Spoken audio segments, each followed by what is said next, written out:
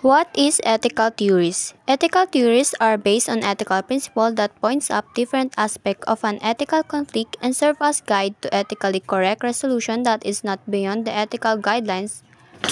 The choice of an person in ethical theory commonly based on their experiences. And there are four categories of ethical theories. First is deontology. Next is utilitarianism, virtue, and last is right. Ang deontology ay isang teoryang etikal na nakatuon sa pagtupad sa mga tungkulin at obligasyon ng isang tao.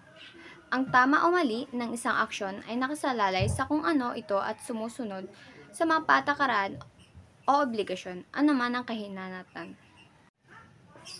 Ngunit, ang deontology ay meron ding kakulangan. Sa malinaw na batayan para sa pagtukoy ng iba't ibang tungkulin. Maaari itong magdulot ng pagkakasalungat sa pagitan ng iba't ibang tungkulin. Halimbawa, ang tungkulin na magsabi ng totoo ay maaaring sumalungat sa tungkulin na protektahan ng isang tao mula sa kapahamakan. Ang susunod naman ay ang utilitarianism. Utilitarianism is an ethical theory that judges action based on their consequences, where the morally right choice is the one that provides the greatest good for the greatest number of people. Sinasabi rito na ang utilitarianism ay isang teoryang etikal na humusga sa aksyon batay sa kanilang kahihinatnan.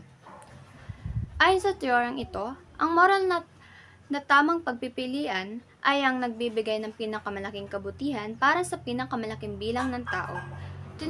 Tinitignan nito ang pangkalahatang benepisyo.